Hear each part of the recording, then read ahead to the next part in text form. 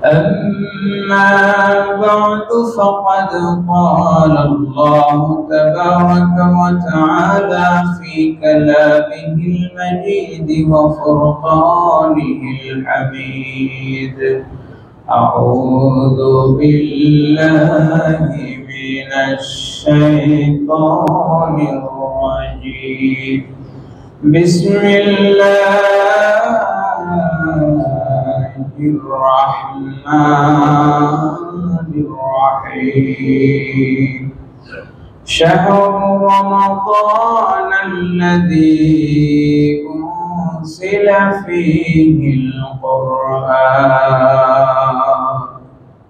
إلى آخر الآية. قالت সকলে পড়ি আলহামদুলিল্লাহ। সকল প্রশংসা সেই মহান রব্বুল আলামিনের, যিনি দয়া করে, মায়া করে, মেহেরবানি করে মাহে শাবানুল মুআজ্জমের সর্বশেষ জুমা এবং রমজানের প্রাককালে আল্লাহ রাব্বুল আলামিন আমাদেরকে আল্লাহর ঘরে সমবেত হওয়ার তৌফিক দান করেছেন। সেই মহান মনিবের দরবারে শুকরিয়া আদায় করে সকলে সমস্যারে পড়ি আলহামদুলিল্লাহ। দরুদ ও সালাম পেশ করছি প্রিয় নবী রাসূল আরবি হুজুরের পর নূর সাল্লাল্লাহু আলাইহি ওয়াসাল্লামের নুরানি ইরফানি মুতাবাররক কদম মুবারকে, যার ওসিলায় আল্লাহ রাব্বুল আলামিন রমজান এবং রমজান কেন্দ্রিক যাবতীয় কল্যাণ উম্মতে মুহাম্মদীকে দান করেছেন। সকলে বলে আলহামদুলিল্লাহ। এবং রাসূল সাল্লাল্লাহু আলাইহি ওয়াসাল্লামকে উপলক্ষ করে, নবীজিকে ওসিলা করেই আল্লাহ রাব্বুল আলামিন আমাদেরকে মাহে রমাদান দান করেছেন। পড়ি আলহামদুলিল্লাহ। সেই নবীর উপর দরুদ ও সালাম, যিনি আল্লাহর কাছ থেকে চেয়ে উম্মতে মুহাম্মদের জন্য প্রশিক্ষণের মাস, বরকত, রহমত, নেয়ামত, মাগফিরাত, নাজাত, অর্থাৎ আল্লাহর যত নেয়ামত আছে সকল নেয়ামতের সমাহার এই মাহে রমজান। বলি সুবহানাল্লাহ। হাজরিন, রমজান আগমন করছে। রমজান যে আল্লাহর পক্ষ থেকে কত বড় মেহমান, কত বড় দান, কত বড় নেয়ামত, অনুগ্রহ, এটি রাসূলের ভাষায় আমরা শুনবো। রাসূল সাল্লাল্লাহু আলাইহি ওয়াসাল্লাম রমজানের ব্যাপারে কি বলেছেন, আল্লাহ কি বলেছেন, আমরা আল্লাহর দরবারে দোয়া করি আল্লাহ যেন রমজানের রহমত, মাগফিরাত, নাজাত এবং সকল নিয়ামত আমাদের সকলকে অর্জন করার তৌফিক দান করেন। সকলে বলি আমিন। হাজিরিন, আল্লাহ সুবহানাহু ওয়া তাআলা রমজান সম্পর্কে পবিত্র কোরআনে কয়েকটি আয়াত নাযিল করেছেন। তার মধ্যে সবচেয়ে বড় সূরা সূরা আল বাকারার 185 নম্বর আয়াতে আল্লাহ রাব্বুল আলামিন বিশেষভাবে এই মাসটাকে উল্লেখ করেছেন। আল্লাহ বলেন, শাহরু রমাদানাল্লাযী উনজিলা ফীহিল কুরআন। রমজান এমন একটি মাস, যেই রমজান মাসে আমি রহমানের পক্ষ থেকে মহাগ্রন্থ আল কোরআন আমার হাবিবের প্রতি, আমার বান্দাদের জন্য আমি আল্লাহ নাযিল করেছি। সুতরাং আমি আল্লাহর শান যেমন মহান, তেমনি ভাবে কোরআনের শানও মহান। তেমনি ভাবে যেই মাসে কোরআন নাযিল করেছি আমি রহমান, এই রমজান এর শান আমি আল্লাহর কাছে অনেক মহান। সুবহানাল্লাহ। এইজন্য আল্লাহ পাক বছরে বাকি 11টি মাস বাদে রমজান মাসকে নির্ধারণ করেছেন কোরআন নাযিলের জন্য। সুতরাং কোরআন নাযিলের কারণে এই রমজান এর মর্যাদা অন্য সকল মাসের চেয়ে বেড়ে গিয়েছে। বলি সুবহানাল্লাহ। হাজরিন, নবীজি সাল্লাল্লাহু আলাইহি ওয়াসাল্লাম রমজান সম্পর্কে কি বলছেন? রমজান আসার আগে, রমজানের আগের জুমায় রাসূল সাল্লাল্লাহু আলাইহি ওয়াসাল্লাম সাহাবায়ে কেরামদেরকে সমবেত করে জুমার খুতবায় বলছেন, আতাকুম শাহরুন আযীম। ও আমার সাহাবারা শোনো, বছরের 12 মাসে নতুন চাঁদ প্রতি মাসেই উদিত হয়, কিন্তু এই যে রমজান মাসের যে চাঁদটা উদিত হবে এটা সাধারণ কোনো মাস নয়, বরং শাহরুন আযীম, মহান একটি মাস, বলেন সুবহানাল্লাহ। আযীম শব্দটি আল্লাহ কোরআনে নিজের শানে ব্যবহার করেছেন। আল্লাহ বলেন ওয়া হুয়াল আলিয়্যুল আযীম, আল্লাহ মহান। আল্লাহ রাব্বুল আলামিন কোরআনের শানে আযীম শব্দ ব্যবহার করেছেন, আরশের ক্ষেত্রে আযীম ব্যবহার করেছেন। সুবহানাল্লাহ। ওয়া হুয়া রাব্বুল আরশিল আযীম, আরশের ক্ষেত্রে আল্লাহ পাক আযীম শব্দ ব্যবহার করেছেন। সেই একই শব্দ আমার রাসূল এই রমজান মাসের ক্ষেত্রে ব্যবহার করেছেন, বলেন সুবহানাল্লাহ। তাহলে এই রমজানের দাম, এই রমজানের শান, এই রমজানের মান কতটা বেশি? অনেক বেশি। হাজিরিন, এমন একটি মাস আমাদের কাছে আগমন করছে, আমাদের মাঝে আগমন করছে। আমাদের জন্য এত বড় একটি নিয়ামত আল্লাহ পাক নির্ধারণ করে রেখেছেন। সেই নিয়ামত, সেই মেহমান আমাদের কাছে আসছে। সেই মেহমানকে ইস্তেকবাল জানানোর জন্য, রিসিভ করার জন্য, স্বাগত জানানোর জন্য একজন ঈমানদারের, একজন মুমিনের প্রস্তুতি নেওয়ার দরকার আছে না নেই? আপনার বাড়িতে যখন কোনো মেহমান আগমন করবে, তখন অবশ্যই মেহমানের শান অনুযায়ী আপনি তার জন্য ব্যবস্থা করবেন। তো আল্লাহ সুবহানাহু ওয়া তাআলা জানিয়ে দিচ্ছেন বান্দাদেরকে, বান্দারে আমার পক্ষ থেকে রমজান তোমাদের কাছে মেহমান যাচ্ছে, আমি দেখবো এই মেহমানকে তোমরা কত বেশি সম্মান করো। সুবহানাল্লাহ। মেহমান যখন ঘরে আসে, তখন আপনার ঘরের বিছানার চাদর থেকে শুরু করে, ঘর ঝাড়ু দেওয়া থেকে শুরু করে, বাথরুম থেকে শুরু করে সমস্ত কিছু আপনি পরিষ্কার পরিচ্ছন্ন করেন না? হাজিরিন, এই রমজান আমাদের কাছে এসেছে, আমরাও রমজানকে সম্মান জানিয়ে যদি ঘর দুয়ার পরিষ্কার করি, রমজানকে তাজিম দেখাই, এতে কি গুনাহ হবে না সওয়াব হবে? কেমনি? আল্লাহ সুবহানাহু ওয়া তাআলা পবিত্র কালামে হাকিমে ইরশাদ করেন, শাহর রমাদান আল্লাযী উনজিলা ফীহিল কুরআন, রমজান এমন একটি মাস যেই মাসে আমি আল্লাহ কোরআন নাযিল করেছি। এই মাসে কোরআন নাযিল করার কারণে এই মাসটির সম্মান বৃদ্ধি পেয়েছে।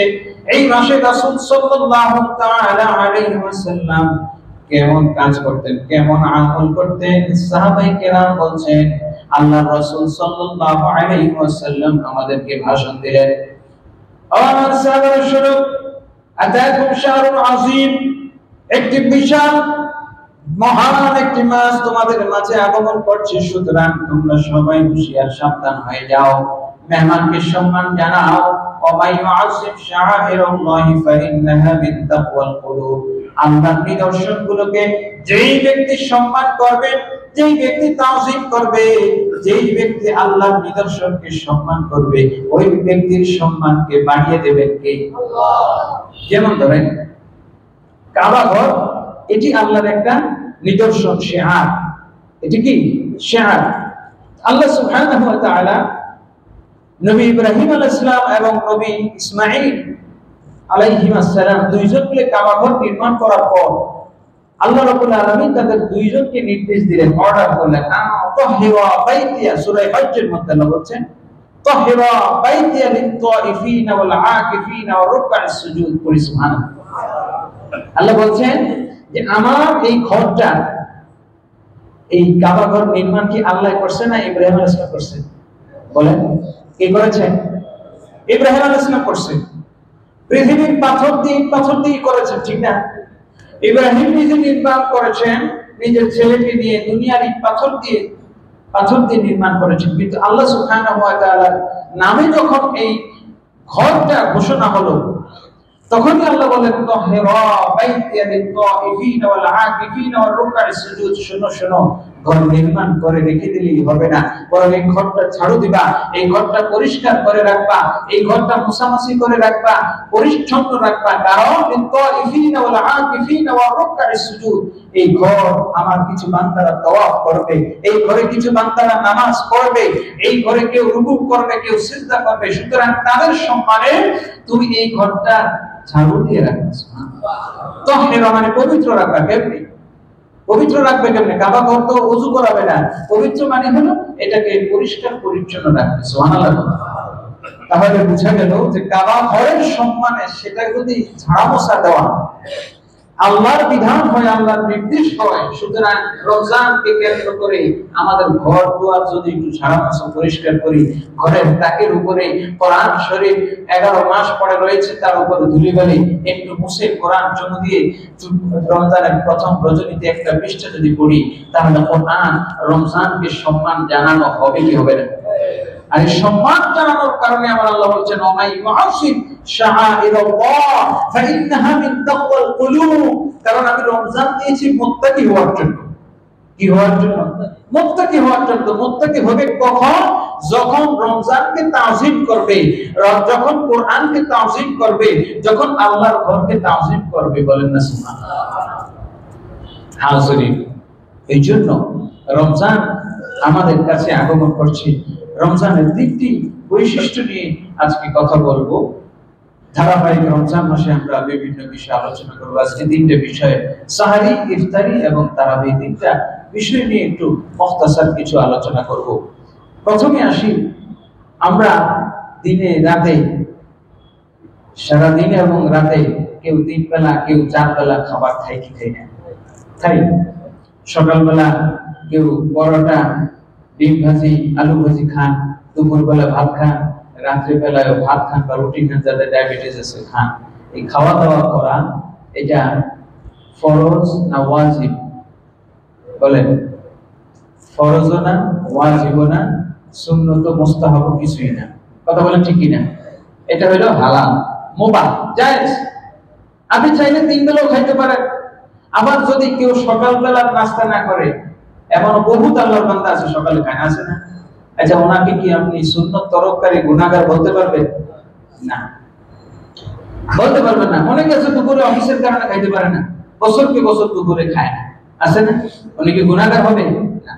কারণ সকাল বিকাল দুপুর আমরা 3 বেলা খাবার খাই, এই 3 বেলা ইবাদত না। 3 বেলা খাবার খাওয়া কি না? ইবাদত না, এটা মুবাহ। ইবাদতের জন্য সহযোগী খাবার খাওয়া জায়েজ। কিন্তু রমজান মুবারকে দেখেন আমার আল্লাহ রাব্বুল আলামিন কত বরকত রেখেছেন। রমজানে আপনি খাবার খাওয়া এটা ইবাদত। ভোরে উঠে খাবেন, এটা ইবাদত। সারাদিন না খেয়ে থেকে ইফতারি করবেন, এটা ইবাদত। রাতে তারাবি পড়ে হালকা একটু খাবেন, এই খাবার খাওয়াটাও ইবাদত। নবী সাল্লাল্লাহু আলাইহি ওয়াসাল্লাম বলেন, তাসাহারু ফাইন্না ফিস সুহুরি বারাকা, তোমরা সাহরি খাও কারণ সাহরির মধ্যে বারাকা রয়েছে। বলেন সুবহানাল্লাহ। নবীজির একটা হাদিসও পাইবেন না। ছোটবেলায় আমরা শুনতাম, মা রাত্রে বেলা ভাত না খেলে বলতো যে এক রাত্রে যদি এক বেলা যদি ভাত না খায়, তাহলে শরীরের থেকে এই চড়ুই পাখির মতো নাকি গোশত কমে যায়। শুনছেন না ছোটবেলায়? মানে ভাত খাওয়ার জন্য এটা বলতে, এটা কোন হাদিস? একটা লোক ধরেন সারা জীবন রাতের খাবার খায় না বা সকালে খায়, তাকে গুনাহগার বলা যাবে না। কিন্তু কেউ যদি ইচ্ছাকৃতভাবে সাহরি ত্যাগ করে, তাহলে তাকে সুন্নাহ পরিত্যাগকারী বলে পরিগণিত করা যাবে। কথা বুঝতে পারছেন? সুতরাং কি বোঝা গেল? যে সারা বছর আপনি বছরে 11 মাস সকালে খান, দুপুরে রাতে খান বা না খান, তাতে কিছু আসে যায় না। কিন্তু রমজান যখন আসবে, আপনি চান বা না চান, সাহরি যদি খান, তাহলে এই সাহরির প্রতিটি লোকমায়, প্রতিটি ভাতের দানায় সওয়াব দিবে কে? আল্লাহ। এবং এই খাবারের মধ্যে বরকত রেখেছেন কে? আল্লাহ। ঘোষণা হলো আমার নবী, তাসাহহারু ফাইন্না ফিস সুহুরি বারাকা। এইজন্য সাহরি খাওয়া দরকার আছে না নাই? হাজিরিন, সাহরির বিষয়ে 2টি মাসালা বলে সামনে গাই। রোজা শুরু করতে হবে সাহরি খেয়ে, এবং সাহরির মধ্যে খেজুর খাওয়া এটাও সুন্নাহ। বলেন না সুবহানাল্লাহ। সাহরিতে খেজুর খাওয়া এটা কি? সুন্নাহ। এবং খেজুরের সাথে শসা খাওয়া তিরমিজি শরীফে আছে, নবীজি খেজুর আর শসা একসাথে খাইতেন। সুবহানাল্লাহ। হাজিরিন, সাহরি খাওয়া এবং সাহরি একেবারে বিলম্ব করে খাওয়া, বিলম্ব করে খাওয়া এটিও আমার রাসূলের সুন্নাহ। বলেন না সুবহানাল্লাহ। দেখেন, রমজান মাসে খাবেন দাবেন, শুধু তাই নয়, আপনি যে ঘুমাবেন, রোজাদার যে ঘুমায়, এই রোজাদারের ঘুমটাও ইবাদত। সুবহানাল্লাহ। আর বছরে বাকি 11 মাস আপনি দিনে রাতে সকালে বিকালে দুপুরে ভাত খেয়ে ঘুমান, সকালে নাস্তা করে ঘুমান, বাসের মধ্যে ঘুমান, অফিসে ঘুমান, ইবাদত হবে? সব লেখা হবে না। কিন্তু রমজান মাসে আপনি সাহারি খেয়ে কিংবা দুপুর বেলা যখনই অর্থাৎ রোজা রাখা অবস্থায় যতক্ষণ ঘুমাবেন এই ঘুমটাও আপনার ইবাদতের মধ্যে লেখা হবে সুবহানাল্লাহ। কারণটা কি? ওই ঘুম অবস্থায় আপনি রোজা আছেন না রোজা ভেঙে গেছে? তাহলে ফরজ ইবাদত রত অবস্থায় আপনি কি করতেছেন? ঘুমাচ্ছেন।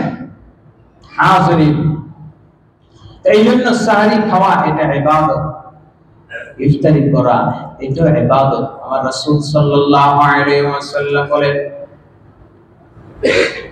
الناس في الخير ما عجلوا الفطرة للصائم فرحتان فرحة عند فطره وفرحة عند لقاء ربه। আমার রাসূল ইফতারের ব্যাপারে অনেকগুলো হাদিস বলেছেন। একটা হাদিস বলেছেন, বান্দা যত তাড়াতাড়ি সূর্যাস্তের পর ইফতারি করবে তত বেশি কল্যাণ লাভ করবে। বলি সুবহানাল্লাহ। কারণ ইফতারি যত তাড়াতাড়ি করবে, তার মানে 12টার দিকে, দুপুরের সময়, জোহরের পরে না, সূর্যাস্তের পর। সূর্যাস্তের পর।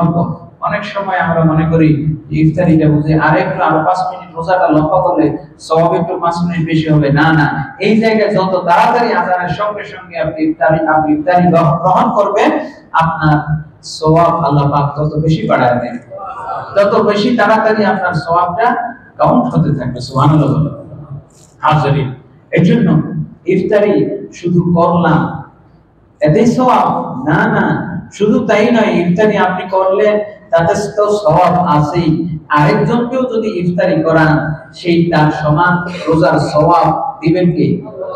এই হাদিস আপনারা মোটামুটি সবাই জানেন, কারণ জন্মের পর থেকে উলামায়ে কেরাম এই হাদিসের বয়ান আপনাদেরকে শুনে আসছেন। কিন্তু আজকে নতুন একটা বিষয় আপনাদের কাছে তুলে ধরতে চাই, যে ইফতারি যে আপনি করলেন বা করাইলেন, ইফতারি করলেন বা করাইলেন, এখানে বলার উদ্দেশ্য হলো অন্যটা, যে আপনি ইবাদত করিয়েছেন। যেমন ছেলের বিয়ে, মেয়ের বিয়ে, মানুষকে খাওয়াইলেন, এটা ইবাদত, সওয়াবের কাজ। কিন্তু ইল্লা মাশাআল্লাহ দুই একটা ছাড়া আমাদের যাদের ছেলে মেয়ে, আমরা যদি একটা বিয়েতে যাওয়া হয়, আমার মনে হয় না এই জায়গার মধ্যে সওয়াব এর লেশ মাত্র আছে। যদি আপনাদের কোনো যুক্তি থেকে থাকে, হুজুর আমার বিশ্বাস যে অমুকের বিয়েতে 2 কোটি সওয়াব হয়েছে, সওয়াব হোক চাই না হোক, দুই একটা বিয়ের সাথে বউবাদ, বরবাদ, হলুদবাদ, লালবাদ, কত কিছু যে এখন আবিষ্কার হয়েছে, এগুলাতে সওয়াব যেমন তেমন গুনাহটা নিশ্চিত। কথা বল ঠিক কিনা?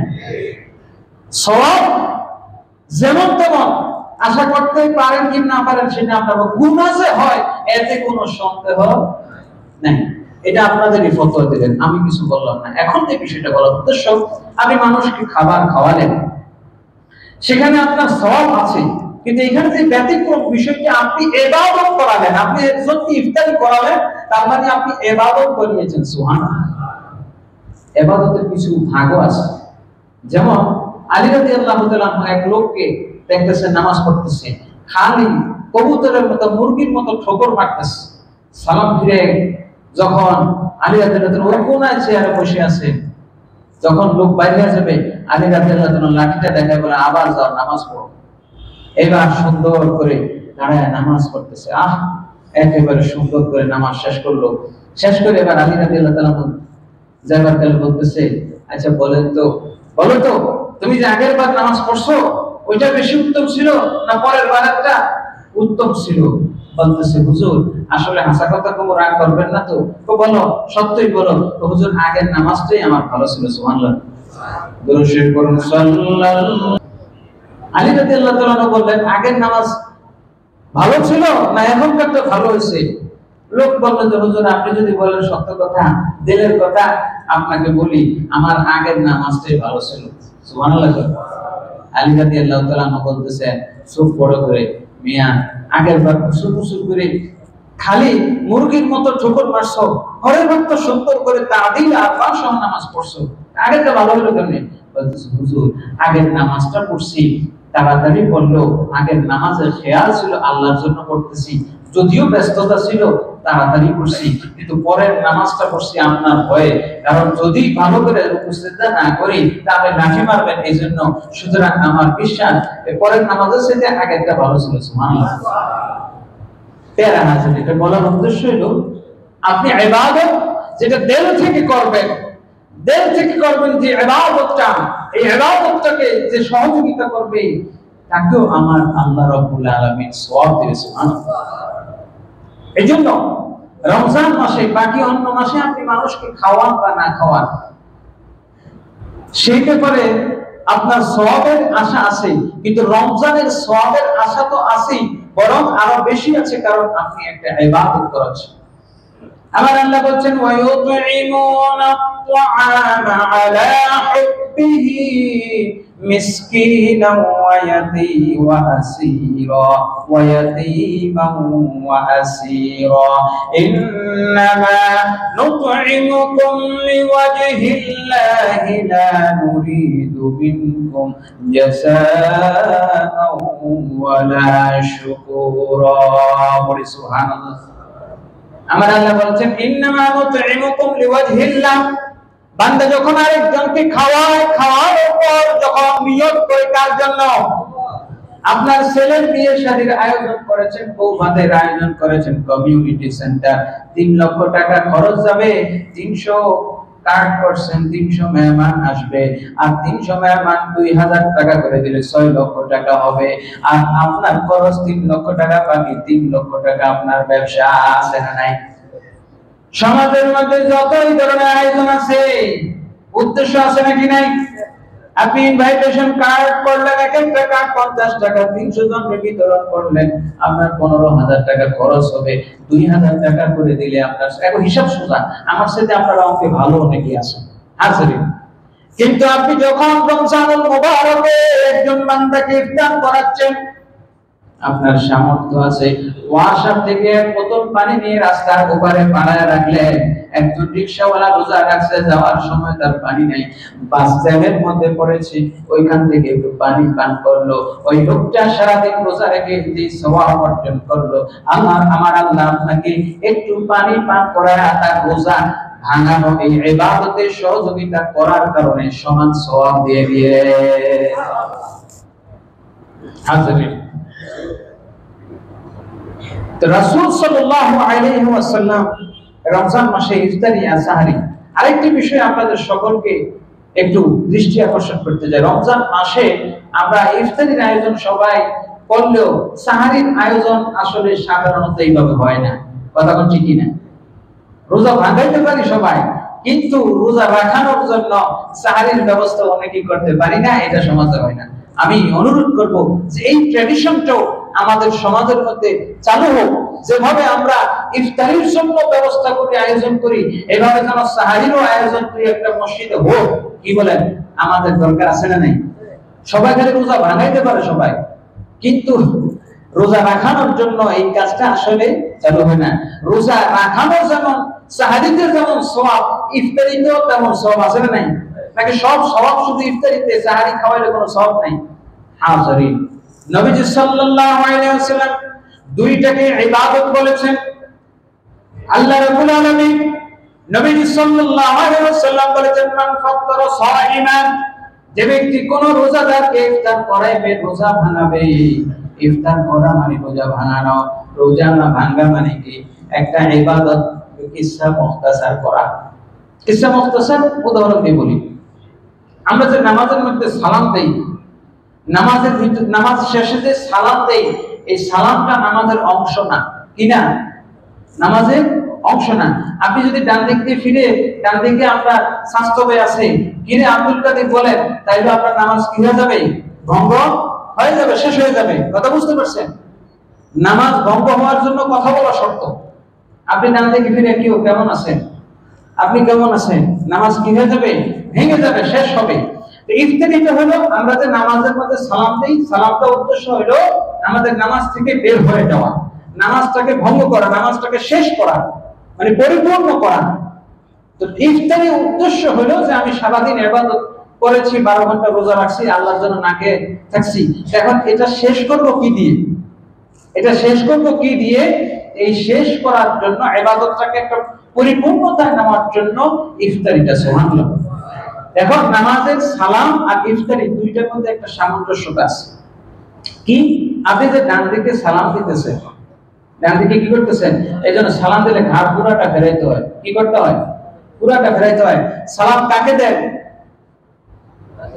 ডান কাঁধের ফেরেশতাই নয়, শুধু আপনার পাশের মুসল্লি যারা আছে সবাই ডানে যান। আর ইমাম সাহেব যে সালাম ফিরায় উনি ফেরেশতারও নিয়ত করে, ফেরেশতা তো একজন ডান কাঁধে, না 70 জন?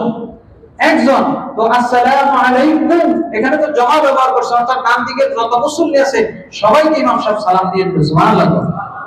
এই ইমাম সাহেবের সালামের সওয়াব আপনারা মুসল্লিরা যতজন ইমাম সাহেবের পেছনে আছেন সবাই পাবেন। সুবহানাল্লাহ বলবেন না? এই জন্য জামাতের সওয়াব বেশি না কম? বলার উদ্দেশ্য হলো ওই ইফতারিটাও আপনি যেভাবে একজন ইমাম সাহেব সালাম দিয়ে নামাজ শেষ করলেন, সেই সওয়াব আলটিমেটলি মুসল্লি সওয়াব পেয়ে গেল। আর আরেকটা বিষয়, যে হুজুর সালাম জীবনে দিয়ে গেলাম, সালামের জবাব তো শুনলাম না, কি বলেন? 5 ওয়াক্ত নামাজের প্রত্যেক ফরজ নামাজে সুন্নাত নামাজ শেষ করে সালাম দিয়েছেন, জীবনে তো নামাজ সালামের জবাব শুনেন নাই। সালামের জবাবটা দেয় কিনা? আমার আল্লাহ বলতেছেন, বান্দারে তুমি যে এত প্রত্যেক রাকাতে সালাম দিতেছো, সালাম দিচ্ছ, এই সালামের জবাব দেওয়ার জন্য আমি রহমতের ফেরেশতা রেডি করে রাখছি। সুবহানাল্লাহ। তুমি যতবার সালাম দিবা প্রত্যেকবার সালামের জবাব ফেরেশতা দিবে। আর মানুষের সাথে ফেরেশতার দোয়া কবুল হয় বেশি না কম? হাজিরিন, ঠিক তদ্রুপ রমজান মুবারকে আপনি যখন ইফতারি করাবেন, এই ইফতারি রোজাটা শেষ করার জন্য ওয়া আতিমুস সিয়ামা ইলাল লাইল, আমার আল্লাহ বলতেছেন, ও আমার বান্দারা তোমরা রোজাকে পরিপূর্ণ করো রাত্র পর্যন্ত। সুবহানাল্লাহ।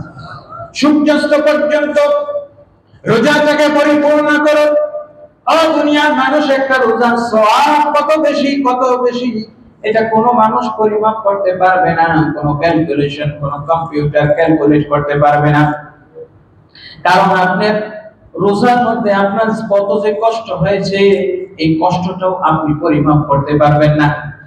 আপনার ক্ষুধা লেগেছে, পাকস্থলী কষ্ট করেছে, জিহ্বাটা শুকিয়ে গেছে, গলাটা শুকিয়ে গেছে, শরীরের রক্ত চলাচল ক্ষীণ হয়ে আসছে, পাকস্থলীটা বন্ধ হয়ে আছে, মেশিনারি বন্ধ হয়ে আছে, অবসর হয়ে আছে। এই কত ক্ষতি আপনি এটা ইমাজিন করতে পারবেন না।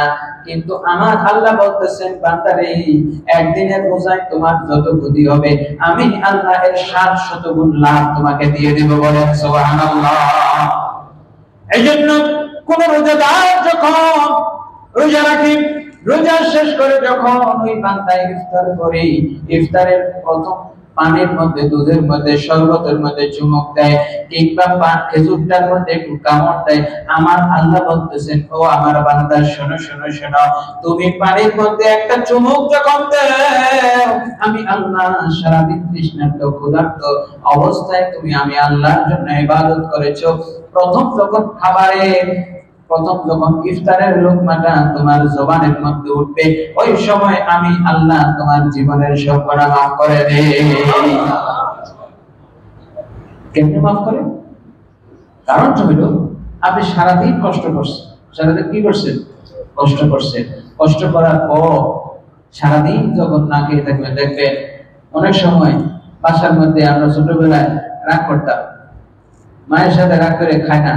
আছে না ছেলেপেলেরা মায়ের সাথে রাগ করে খায় না, তো মা কি করে দুপুরে খায় নাই, রাত্রে একটু তার জন্য ভালো কিছু রান্না করে, মা সুন্দর করে খাবার রান্না করে প্রস্তুত করে প্লেটে নিয়ে, বাবা সোনা খাস নাই, রাগ করে একটু খা খা, আদর করে সোহাগ করে সুন্দর করে লোকমাটা সন্তানের মুখে তুলে দেয়। সুবহানাল্লাহ।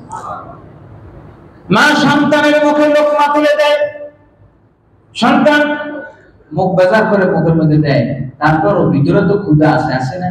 তারপরও খাইতেছি, রাগ কিন্তু এখন শেষ হয় না। মা সন্তানকে আদরের কথা শোনায়, আর আদর করে সন্তান যখন মুখের মধ্যে খাবারটা নেয়, আচ্ছা সন্তান খুশি হয় না মায় খুশি হয়? আর তো বলেন না, আপনারা তো সবাই মোটামুটি, আমরা যারা আছি জীবনের উপর রাগ করছেন তো নাকি? এটা গোপন করা সবাই মোটামুটি করছি, কিন্তু ওই মুহূর্তে আপনার রাগ কমে নাই। রাগ কখনো সামাইতেছেন, বাচ্চারা দেখবেন যাদের ঘরে বাচ্চা আছে সামাইতেছে, গিলতেছে না, কিন্তু ওই খাওয়াটা দেখে সন্তান যেমন যদিও খুশি না হয়, কিন্তু খাওয়াটা খুশি হয় কি? মা।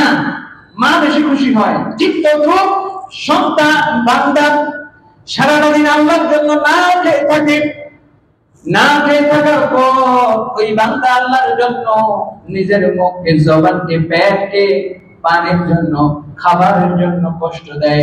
এই কষ্ট দেওয়ার ফলে যখন সর্বশেষ বিকেল বেলায় ইফতারের সময় সন্ধ্যা বেলায় যখন বান্দা মুখে খাবার নেয় আল্লাহর সন্তুষ্টির জন্য, আমার আল্লাহ বলে দেখো দেখো, মা সন্তানকে রাগ করে থাকার কারণে খাওয়ায়া যদি মা এভাবে খুশি হয়, সন্তান তো রাগ করছে, মায়ের সাথে যখন রাগ করছে, রাগ করার পর মা কি হয়, খাওয়ায়া খুশি হয়। আর আমার বান্দা সন্তুষ্ট চিত্তে আমার জন্য না খেয়ে রয়েছে, আর আমি আল্লাহ খাওয়ায়া খুশি হব নাকি বেজার হবো, বলে না সুবহানাল্লাহ। আমার আল্লাহ বলতেছেন এই জন্য লিসাইমি ফারহাতুন ইনদা ফিতরিহি, আমি আল্লাহ বান্দার জন্য একটা খুশি রেখেছি, সে যখন ইফতারি করবে ওই ইফতারের সময় সে খুশি হয় না, বরং আমি আল্লাহ তার প্রতি রাজি খুশি হয়ে যায়। সুবহানাল্লাহ। মা যেভাবে সন্তানের প্রতি খুশি, আমার আল্লাহ বলছেন আমি আল্লাহ খুশি। কিন্তু হাদিসে উল্টা বলা হয়েছে, এটারও একটা হিকমত আছে। আল্লাহ রাসূল বলছেন লিসাইমি ফারহাতান ফারহাতুন ইনদা ফিতরিহি, রোজাদারের জন্য দুইটা খুশি, একটা হলো ইফতারের সময় খুশি। তো রোজাদার কেমনে খুশি হয়, সারাদিন তো খায় নাই, আরে দাম্পত করে খাবে, টেনশন কোনটা আগে খাবে, বেগুনি পেঁয়াজু ফল খাবে না খেজুর খাবে শরবত, তা তো টেনশন। আমার আল্লাহ বলতেছেন বান্দা তুমি খুশি হও, কারণ ওই সময় আমি আল্লাহ তোমার প্রতি সবচেয়ে বেশি খুশি হই। এই জন্য রোজাদার যখন ইফতারি করে ওই ইফতারির সময় আল্লাহ খুশি হয়। আল্লাহ কি হয়, খুশি থাকে না বেজার থাকে, বলেন না একটু, খুশি হয়। তো সন্তান যখন খায়, খাওয়ার সময় ওই যে সারাদিন রাগ করছে যেটা নিয়ে রাগ করছে, মারে কয় বলছিলাম যে আমার টাকা দিবা, খাবো না, আমার এই টাকা দিবা কিনা, আমার এটা দিবা কিনা, তখন মা কি বলে তুই খেলে খা, না খেলে না খা, আমি গেলাম গিয়া দিব না, বলে মা কি বলে, মা বলে আচ্ছা দিবনি খা, বলে কিনা। মা তখন বলে বাবারে আগে তুই খা, সারাদিন খাস নাই, কষ্ট করেছিস, তোর জন্য আমি মাও না খেয়ে দেখছি। সুবহানাল্লাহ। মা বলতেছে বাবারে আমি সারাটা দিন তোমার জন্য না খেয়ে থেকেছি, তুমি এখন যদি না খাও আমি মা খাবো না, খাও, যা যা আমি মা রক্ত বিক্রি করে হলেও তোমাকে দেব। তারপরেও তোমার মা সন্তানের মুখে খাবার তুলে দেয়। সন্তানটা যখন প্রথম লোকমাটা নিয়ে চাবায়, রাগ করে সবাইতেছে, মা চোখের পানি ফেলতেছে আর খুশিতে মনে মনে হাসতেছে, আমার সন্তানটা খাইতেছে। বলেন সুবহানাল্লাহ। এবার আমার আল্লাহর কথা চিন্তা করে আল্লাহ রাব্বুল আলামিন কি ওই ইফতারের সময় বান্দা যখন সারাটা দিন না খেয়ে থাকে, আমার আল্লাহ খুশি হয় বান্দারে সারাটা দিন তুই না খেয়েছিলি, আমি আল্লাহর রবে তুই রঙিন হয়ে গেলি, আমি আল্লাহও খাই না তুইও খাস না। সুবহানাল্লাহ। আমার আল্লাহ বলছেন সিবগাতুল্লাহ ওয়া মান আহসানু মিনাল্লাহি সিবগা, তোমরা আল্লাহর রঙে রঙিন হয়ে যাও, যদিও পারবা না কিন্তু কিছু সময়। আল্লাহ তো কখনোই খান না, খাওয়ার প্রয়োজন নেই, আল্লাহ রিজিক দেন, কিন্তু কিছু সময়ের জন্য আমরা আল্লাহর রঙে কি হই, রঙিন হই। আমার আল্লাহ বলতেছেন বান্দারে জীবনে তো না খেয়ে থাকতে পারবি না, তো কিছু সময় 11-12 ঘন্টা যে না খেয়ে থাকছিস, আমার রঙে রঙিন হওয়ার চেষ্টা করছিস, যা যা ইফতারের সময় তুই যা আসামি আমি আল্লাহ সব দিয়ে দেব। সুবহানাল্লাহ। আর জোরে বলেন না আল্লাহ খুশি, তো আমরা খুশি নেবে যায় হাজিরিন। এই জন্য ইফতারিটা এটা গুরুত্বপূর্ণ। নবীজি সাল্লাল্লাহু আলাইহি ওয়াসাল্লাম বলেছেন মান ফাত্তারা সাইমা, যে ব্যক্তি রোজাদারকে ইফতার করাবে খুশি হবে কে? আল্লাহ তো আয়েশা দেখে আয়েশা এই আসো সলিমুদ্দি গলিমুদ্দি এই ইফতারি করাবো, আসো খাওয়া দিতে পারবে না, কিন্তু আল্লাহ রাব্বুল আলামিন তিনি হলেন রাজ্জাক, তিনি রিজিক দাতা। আর আপনি আমি যদি একজন রোজাদার আল্লাহর মেহমান, সেই মেহমানকে আমি আপনি যদি মেহমান করি, সেই দায়িত্বটা যদি আমি আপনি পালন করি, তা খুশি হবে কে? কারণ আল্লাহর মেহমানকে মেহমানদারি করছি কে? আপনি। আপনি যদি আল্লাহর মেহমানকে একটু মেহমানদারি করেন, তাহলে খুশি হবেন কে? হাজিরিন, রমজান মাস। এই রমজান মাসে সবচেয়ে বড় একটা বিষয় হলো যে প্রত্যেকটি নেক আমলে আমাদের পদচারণা থাকতে হবে। রমজানে শুধু রোজা রাখলাম তা নয়, রমজানে ইফতারি করাবো, রমজানে সেহরি করাবো, রমজানে কোরআন তেলাওয়াত করবো করাবো, রমজানে তারাবি 20 রাকাত পড়বো না 8 রাকাত? কথা বল, কারা কারা 20 রাকাত পড়তে রাজি আছেন? আল্লাহ কবুল করুন, সকলে বলে আমিন। হাজিরিন, 20 রাকাতের ব্যাখ্যা জানেন না আপনি? 8 রাকাতে সিজদা পাবেন কয়টা? 16টা। 20 রাকাতে সিজদা পাবেন কয়টা? হ্যাঁ, 40টা তো, না কম আছে? সুতরাং 16টা বেশি না 40টা বেশি? আর বোঝানোর দরকার নাই। হাদিস টাদিস তো এগুলো আমাদের কাছে কম নাই। হাদিস আপনারা বহুত হাদিসই জানেন। প্যারা হাজারিন, একটা বিষয় অনুরোধ করবো, রমজান মাস গেলে আপনাকে কেউ তারাবির জন্য ডাকবে না। আপনি এশা 4 রাকাত ফরজ পড়েই শেষ করবেন, কিন্তু রমজান গেলে এক একটা হরফে যে 70 থেকে 700 নেকি ইমাম সাহেব, হাফেজ সাহেব তেলাওয়াত করবেন। রমজানের বাহিরে এই সুযোগ পাবে আমরা করব। এবং ইফতারি, সাহরি, এই প্রত্যেকটা আমল, যাকাত, ফিতরা, দান সদকা করব। সবচেয়ে বড় বিষয় হলো যে রমজানে রোজাদার কোন আল্লাহর মেহমান, সেই মেহমানদেরকে আমি যদি মেহমানদারি করি, আল্লাহর মেহমানদারি করার দায়িত্ব তো আল্লাহ, কিন্তু সেই দায়িত্বটা বান্দা যখন কাঁধে তুলে নেয়, পারে না, আমার আল্লাহ বলতেছেন, ও আমার বান্দা, যাও যাও, তুমি যেহেতু দায়িত্ব নিয়েছো, আমি আল্লাহ তোমার রিজিকে বরকত দিয়ে দিলাম। 1 জন 2 জন 5 জন 10 জনের ইফতারির ব্যবস্থা করেছো, যাও যাও, তোমার ঘরের 10 জনের রিজিকের সারা বছরের বন্দোবস্ত আমি করে দিলাম। নাজরীন, রোজাদার ব্যক্তি আল্লাহর মেহমান। এই মেহমানদারির জন্য মেহমানদারির ব্যবস্থা আমাদের সামর্থ্যবান প্রত্যেক ব্যক্তির উপরে ওয়াজিব, আবশ্যক, আমাদের দায়িত্ব নেওয়া। এই মসজিদও ইনশাআল্লাহ বরাবরের মতো গত সময় আমাদের সম্মানিত সেক্রেটারি সাহেব দীর্ঘক্ষণ আপনাদের